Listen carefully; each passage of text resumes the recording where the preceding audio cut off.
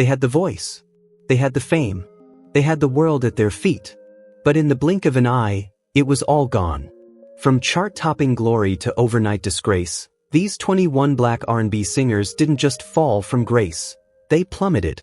Whether it was one reckless mistake, a shocking scandal, or a split-second decision that changed everything, their careers were never the same.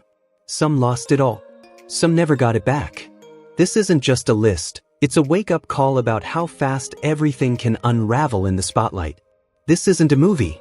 It's the real-life downfall of 21 Black R&B stars who sabotaged their own legacies. Some fell to addiction. Others lost everything to scandals, arrests, or toxic relationships. And once the headlines hit, the public turned their backs. No second chances. No rewinds. Hard to believe? It should be.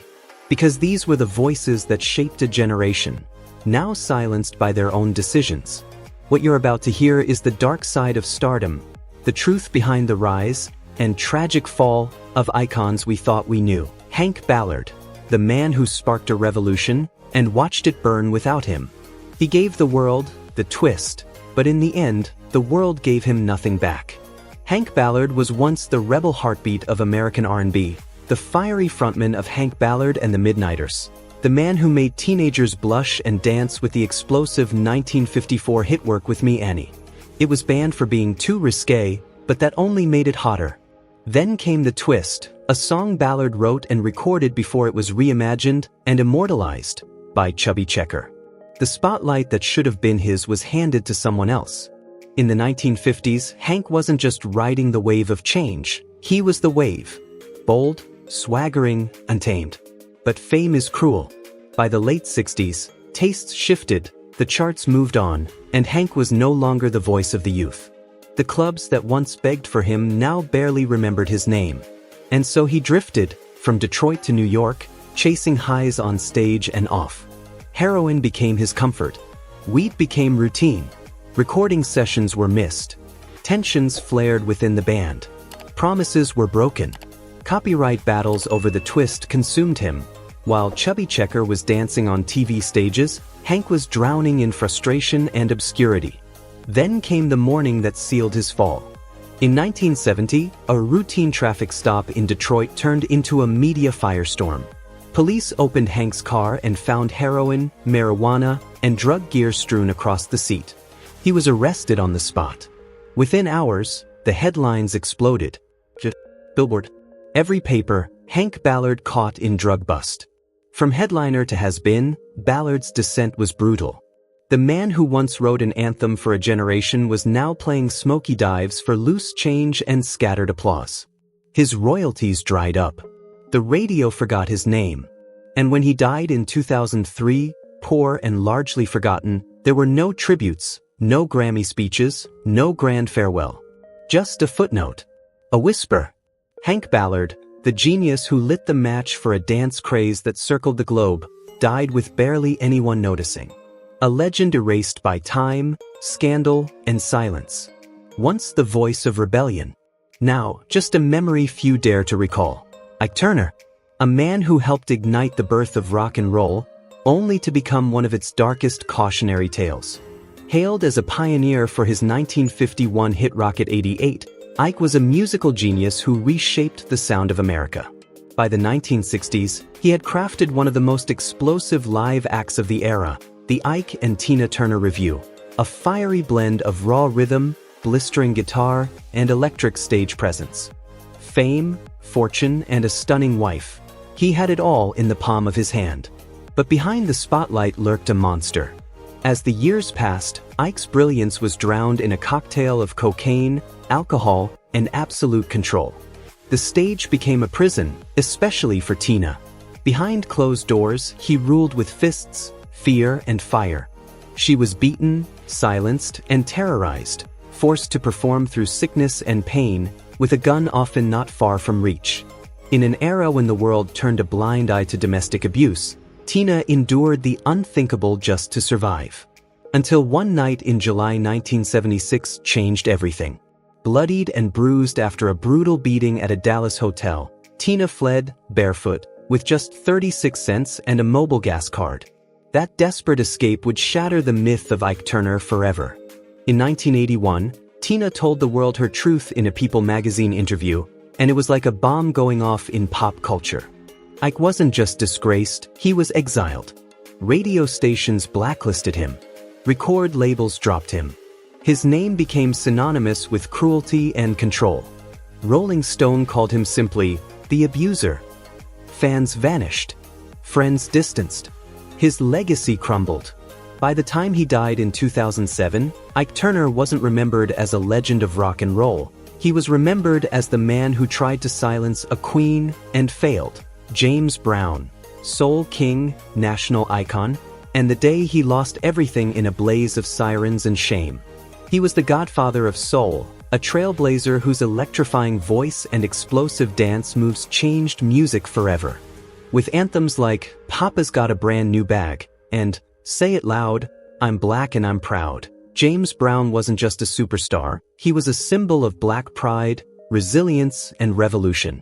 But by the late 1980s, the spotlight had dimmed, and behind the glitter was a man unraveling. Brown had plunged deep into addiction, his drug of choice, PCP, known as angel dust, a hallucinogen that twisted minds and shattered lives. Tens of thousands of dollars vanished into his habit. His marriage to Adrienne Rodriguez had turned into a war zone. Fights were constant, police calls routine. Then came the day that broke everything. September 24, 1988, high, paranoid, and furious over someone using a bathroom in a building he claimed as his, James Brown snapped. Armed and unhinged, he burst into an insurance seminar waving a shotgun, ordering terrified people off what he called his private property. The police arrived, but Brown didn't surrender. Instead, he hit the gas. What followed was a surreal, high-speed chase across Georgia and South Carolina. Sirens blared. Police opened fire, shooting out his tires. His pickup truck finally spun out and stopped cold. Cameras caught it all. James Brown dragged from the vehicle, wild-eyed and shackled, as America watched in stunned silence. The headlines were merciless. Soul legend or dangerous madman? Networks looped the footage for days. Concerts were canceled. Radio stations stopped spinning his records. Once adored, now feared, James Brown's legacy crumbled in real time. He was sentenced to 6 years. Served 2. But his career never recovered. That wild morning marked the moment the godfather of soul fell from grace. Forever. There was no encore. Jackie Wilson, the man they called Mr. Excitement, lived like a supernova. And in one heart-stopping moment on stage, that flame was snuffed out forever. He wasn't just a performer, he was a force of nature. With hits like Reet Petite and Lonely Teardrops, Jackie didn't just sing, he electrified. Every stage he touched turned into a whirlwind of sweat, soul, and screaming fans. He danced like fire, sang like thunder, and opened doors for generations of Black artists to follow. But behind the dazzling smile and high-octane moves was a man slowly unraveling.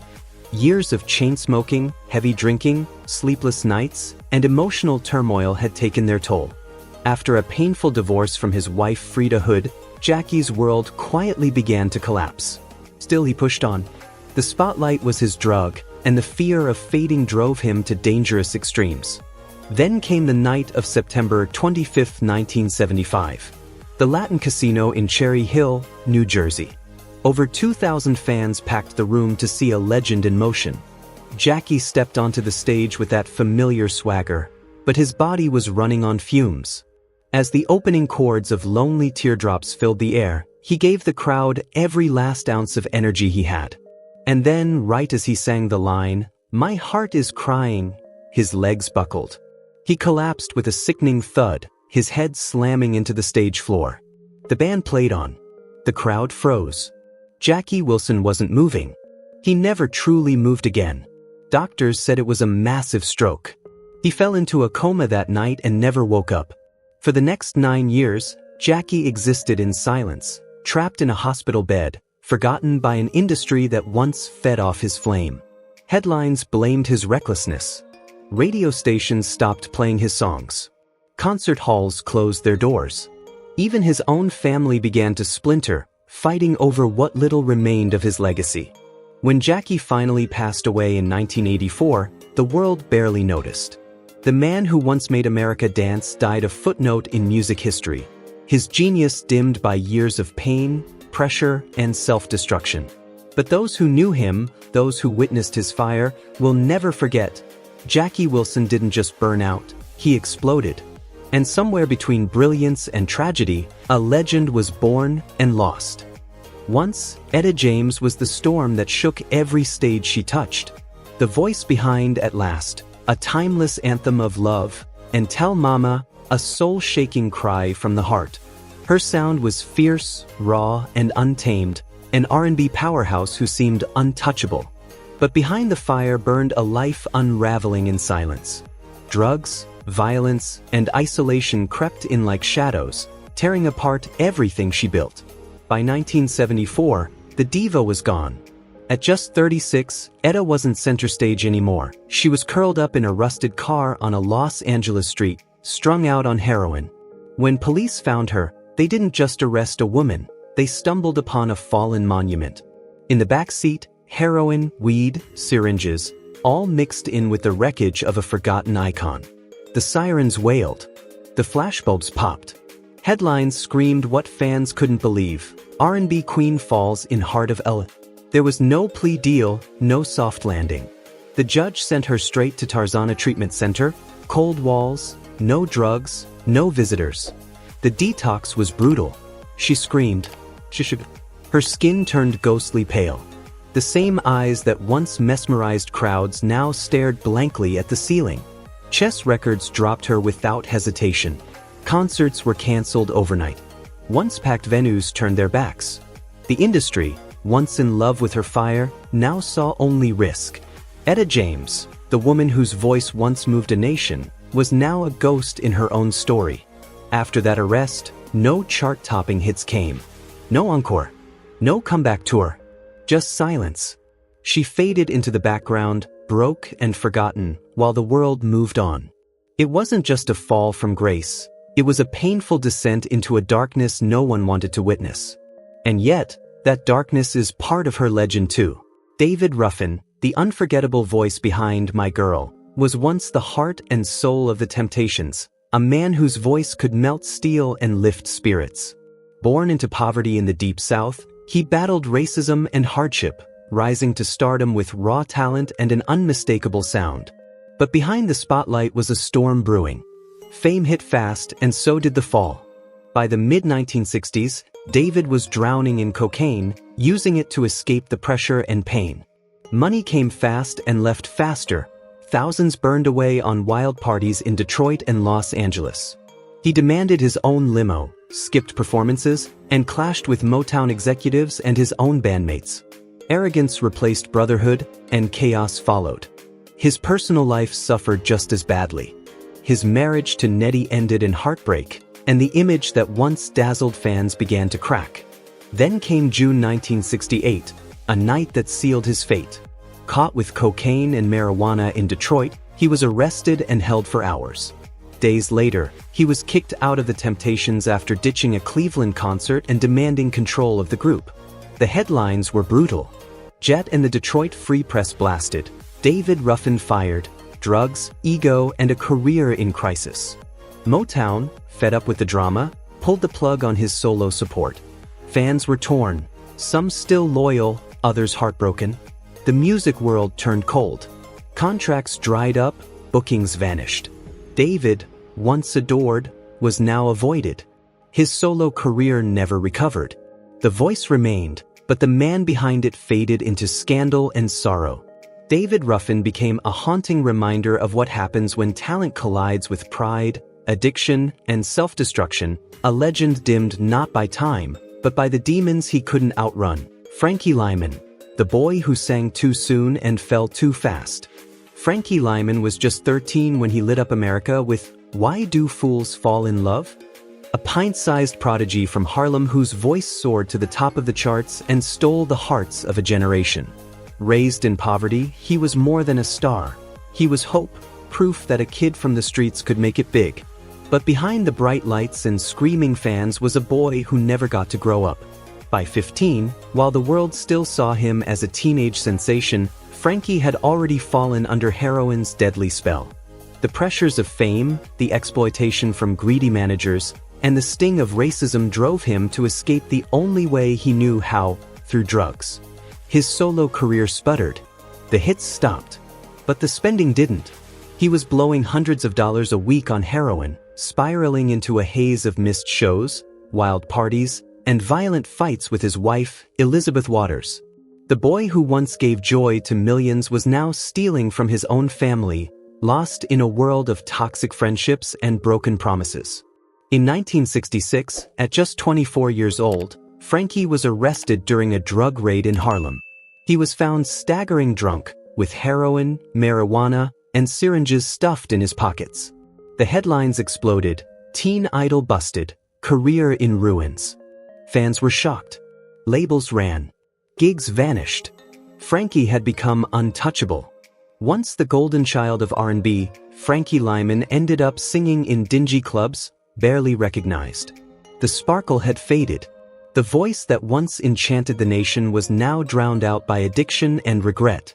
In 1968, he died alone from a heroin overdose.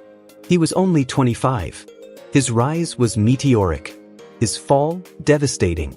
A tragic warning of what happens when fame comes too fast, and the world doesn't care who you are once the music stops. Sly Stone, funk pioneer, music genius, and one of the brightest stars of his era, fell hard and fast from the heights of fame into a life of chaos, addiction, and scandal. Born Sylvester Stewart, he wasn't just a musician, he was the mastermind behind era-defining hits like Dance to the Music and Everyday People. He didn't follow trends, he created them. Funk as we know it wouldn't exist without Sly. But behind the groove and glitter, his world was unraveling. By the early 1970s, at the peak of his fame, Sly wasn't just battling the pressures of headlining Woodstock-sized crowds, he was at war with himself. His band was falling apart. His life was spiraling into madness. Inside his California mansion, stocked with armed guards, wild parties, and mountains of cocaine, paranoia and excess consumed him. He burned through thousands of dollars a week on drugs and security. Gigs started late, or not at all. Fans walked out. Promoters stopped calling. Then came the crash. In December 1974, Los Angeles police pulled him over and found cocaine and an unregistered gun in his car. The headlines exploded. Rolling Stone. The LA Times. Sly Stone, arrested, exposed, broken. The golden era of Sly and the family Stone was over. The band disbanded. Epic Records cut ties. Once a revolutionary force in music, Sly was now a cautionary tale, broke, adrift, and haunted by what could have been. Bobby Womack's life was a slow-motion free fall, sparked by one decision that changed everything. He had it all: talent, charm, and a voice that could melt pain into soul. As the frontman of the Womack brothers and a protege of the legendary Sam Cooke, Bobby was poised to soar. But in 1964, tragedy struck when Sam Cooke was shot and killed. Just 3 months later, while the world was still mourning, Bobby stunned everyone by marrying Sam's widow, Barbara. What followed was a firestorm. In the black community, where loyalty, respect, and legacy run deep, this wasn't just controversial, it was seen as betrayal. The press tore into him. Jet and Ebony labeled the move opportunistic, accusing him of using Barbara's grief to elevate his own fame. Fans turned on him. At concerts, people threw bottles, shouted him off stage. The soul world that once embraced him closed its doors. His marriage to Barbara quickly turned toxic, marked by rumors of violence, heartbreak, and rising drug use. The record deals dried up. His once promising future began to vanish. And then came the final blow, an alleged affair with his own teenage stepdaughter. From that point on, Bobby spiraled. Throughout the late 60s and 70s, he floated in and out of addiction, controversy, and creative obscurity. The man who once stood shoulder to shoulder with Sam Cooke now lived in the shadow of his ghost, haunted by choices he could never undo. His fame, like a sandcastle facing the tide, was washed away.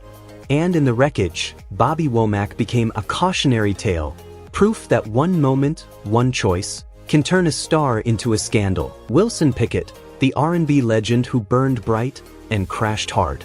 They called him Wicked Pickett, a voice so raw, so electrifying, it could set a room on fire. With hits like In the Midnight Hour and Mustang Sally, Wilson Pickett wasn't just a soul singer, he was a movement. A trailblazing icon who shattered racial barriers and won over millions with his thunderous voice and magnetic stage presence.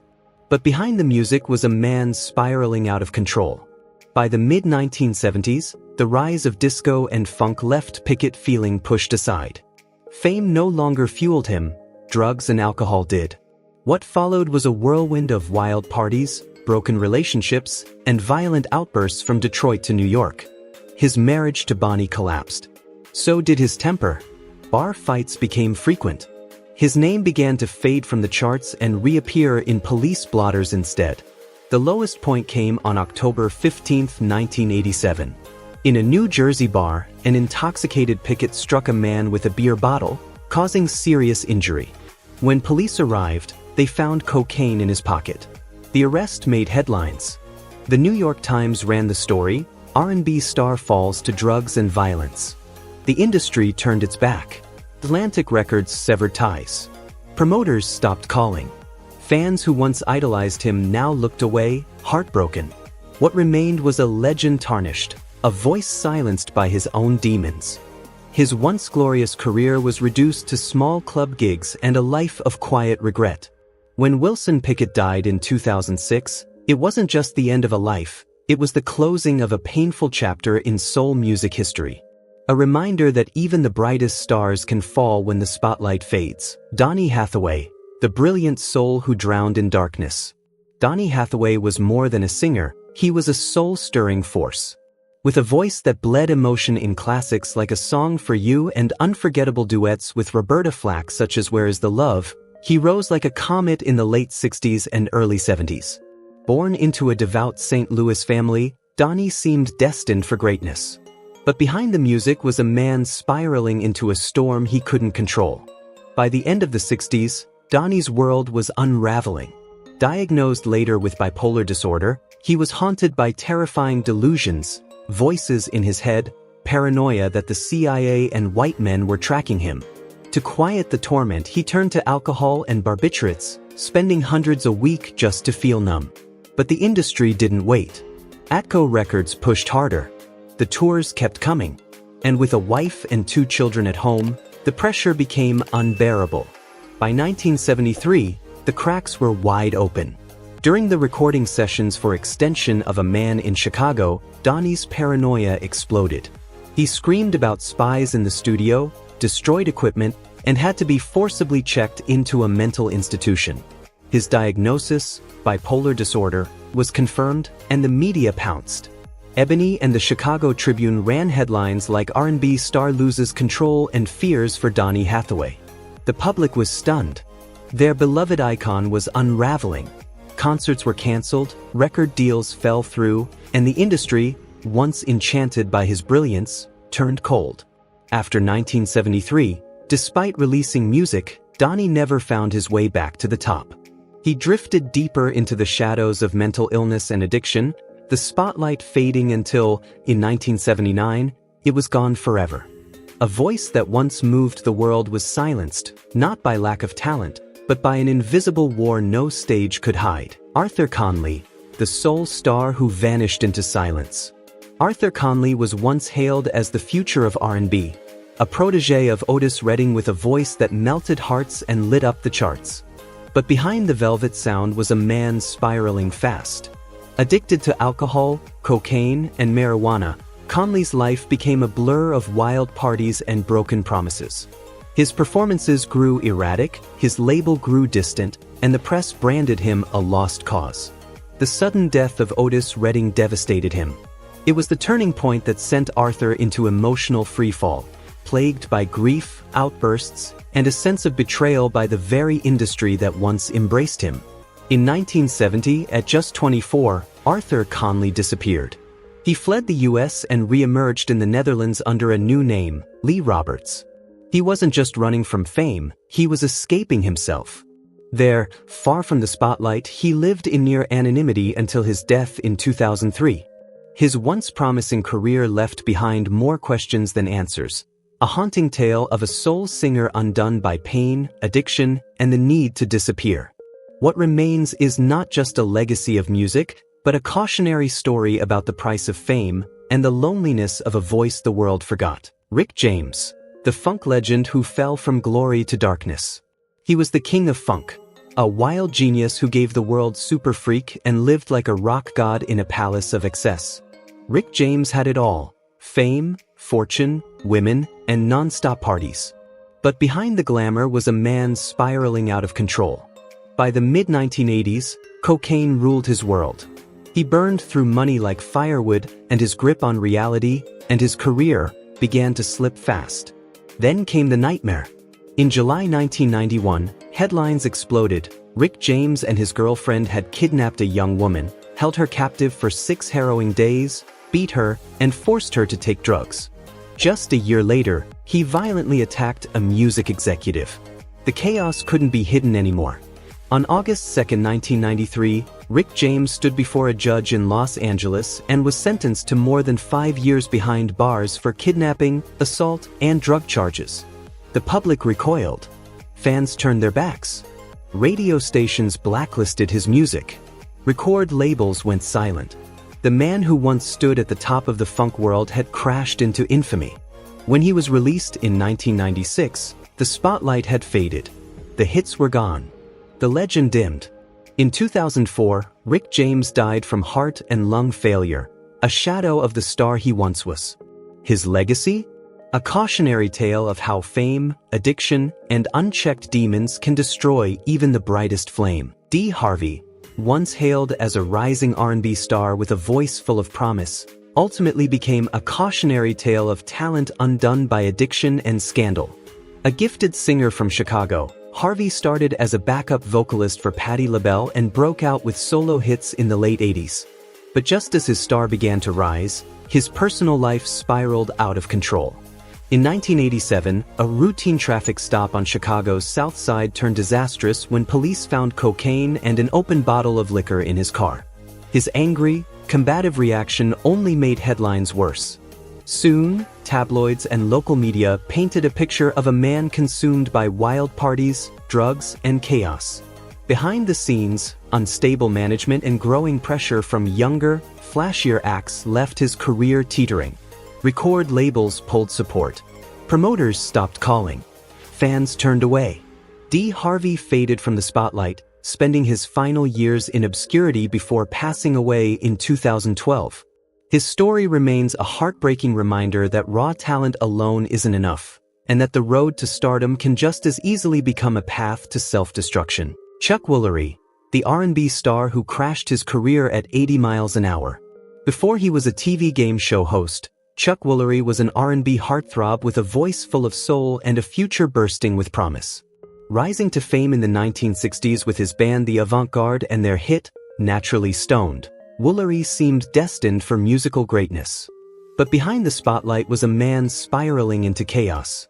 In 1968, after a wild, all-night party in Los Angeles, a heavily intoxicated Woolery got behind the wheel of his Mustang. Barreling through a residential neighborhood at over 80 miles per hour, he lost control and slammed into a telephone pole. The crash shattered his leg, rattled his brain, and all but ended his shot at stardom. When police tested his blood alcohol level, it was far beyond legal limits. The media pounced. Headlines branded him reckless. Record labels dropped him. The R&B world, once buzzing with his name, went silent. His fans walked away. His shows were canceled. And just like that, his music career was over. Woolery would eventually reinvent himself on television, but he never returned to the stage that once embraced him. His fall was a sobering reminder that sometimes, talent isn't enough to outrun your demons. One night, one decision, and an entire future gone in a flash of headlights and broken dreams. Kelly, once hailed as the undisputed king of R&B and the voice behind the inspirational anthem I Believe I Can Fly, soared from the streets of Chicago to global stardom. But behind the platinum records and sold-out arenas lurked a disturbing secret life built on manipulation, abuse, and power over vulnerable young girls. On September 29, 2021, the illusion shattered. After a 6-week trial in Brooklyn, R. Kelly was found guilty on multiple federal charges, including racketeering, kidnapping, sexual exploitation, and forced labor. The courtroom became a stage of painful revelations, as victims bravely came forward with harrowing accounts of grooming, control, and long-buried trauma. Recordings, videos, and witnesses told a story too dark to ignore. The fallout was swift and merciless. Radio stations pulled his music. Record labels cut all ties. Once idolized, he was now vilified, a fallen icon erased from the soundtrack of a generation. The surviving R. Kelly documentary ignited public outrage, cementing his descent from legend to pariah. In the end, he wasn't just sentenced to 30 years in prison, he was stripped of his legacy. What once defined him as a musical genius now defines him as a cautionary tale, a rise fueled by talent, a downfall built on cruelty. A tragic end to a star who once claimed he could fly, but instead crashed, never to rise again. Hailey, the voice that once shook the soul of R&B, brought to silence by addiction. As the powerful lead of Jodeci and one half of the chart-topping duo KCI and JoJo, he ruled the airwaves with hits like All My Life. But behind the scenes, fame came with a price. The parties got louder, the bottles emptied faster, and the cocaine blurred everything he once stood for. On May 8, 2000, at the House of Blues in Los Angeles, KCI stepped on stage, eyes glazed, stumbling, slurring, a shadow of the icon he used to be. That night, during a Jodeci tour performance, he sang off-key, offbeat, then collapsed mid-set in front of 1,500 stunned fans. It wasn't a fluke. It was the breaking point of years lost to addiction, unchecked and consuming. Tensions in the band, the pressure to stay on top, and internal battles had all pushed him to the edge. The press had a field day. Footage of his fall spread like wildfire, shattering his reputation. Fans were heartbroken. Labels backed away. Tours were canceled. And just like that, the once unshakable voice of R&B vanished from the spotlight. After that night, no new hits. No comeback.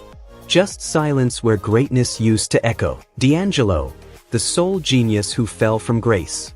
Once hailed as the sultry prince of neo-soul, D'Angelo set the music world ablaze with Brown Sugar and the iconic Untitled, How Does It Feel? A track that turned him into a full-blown sex symbol. Born in Virginia, he rose fast and hard, but the higher he climbed, the harder he fell. Behind the velvet voice and chiseled image was a man unraveling. March 6, 2005, marked a breaking point. In Richmond, Virginia, a dazed and intoxicated D'Angelo plowed into a fence. Police found cocaine and marijuana in the vehicle. Drunk and combative, he resisted arrest. It wasn't his first brush with destruction. A 2002 car accident had already left him physically and emotionally scarred. But instead of this being a wake-up call, it signaled a deeper spiral. Caught between the crushing weight of fame, body image pressure, and EMI's relentless expectations, D'Angelo began to fade. The headlines grew cruel. His label distanced itself. Concerts were canceled. Fans, once mesmerized, watched in silence as their hero disappeared. Now, decades later, his absence echoes louder than his hits. No new music, no stage comebacks. Just the haunting legacy of a man whose gift was buried beneath the wreckage of addiction and fame. A fallen star. A cautionary R&B legend, Sisqo, the R&B star who burned too bright too fast. At the height of his fame, Sisqo was untouchable. The man behind the explosive Thong Song, the frontman of Dru Hill, and a Baltimore legend who helped define late 90s R&B swagger. But behind the platinum hair and flashy performances was a storm brewing, one that would spiral out of control. By his early 20s, the fame hit hard, and so did the fallout. On December 14, 2000, Sisqo's life took a dark turn. In a Baltimore nightclub, intoxicated and enraged over a money dispute, he lashed out, violently beating a man until police stormed in and arrested him on the spot. The headlines the next morning were brutal. MTV covered it. The Baltimore Sun blared, Sisqo violent. R&B star falls from grace. That single night unraveled everything. Deals collapsed. Concerts got cancelled. Fans went silent. The world that once screamed his name now turned its back. Drowned in alcohol, drugs, and backstage chaos, Sisqo became a fading echo of the star he once was. No new hits. No comeback. Just a haunting reminder that fame can lift you high, but it can also chew you up, spit you out, and leave you forgotten. Jaheim, the R&B star who fell from grace. He once had the voice that could stop time. Put That Woman First became an anthem in the early 2000s, and Jaheim, a kid from the gritty streets of New Jersey, rose as a symbol of hope, heart, and soul. But behind the velvet vocals and chart-topping hits, trouble was brewing. Rumors swirled of industry battles, personal demons, and a man struggling under the weight of expectations. Then came the breaking point. On September 9, 2021, police raided Jaheim's Hillsborough home after receiving a tip no one wanted to believe. What they found was horrifying. 15 dogs malnourished, living in filth, 6 locked in cramped cages. One so badly injured it had to be put down. The headlines were immediate and brutal. The New York Post. Social media erupted. Jaheim arrested for animal cruelty. The photos, heartbreaking. The backlash, relentless. Fans were stunned. Promoters pulled out. Shows were cancelled. In a flash, the industry turned its back. The man once poised to be the next great R&B legend had become a cautionary tale. Bank accounts dwindled. Opportunities vanished. A promising career collapsed under the weight of a single, devastating scandal. Let this be a reminder. In the world of fame, it only takes one moment to turn legacy into ruin. What do you think really happened behind the scenes? Drop your thoughts in the comments, and don't forget to like, share, and subscribe for more untold truths behind the legends of R&B. Until next time, stay curious, stay kind, and remember, every spotlight casts a shadow.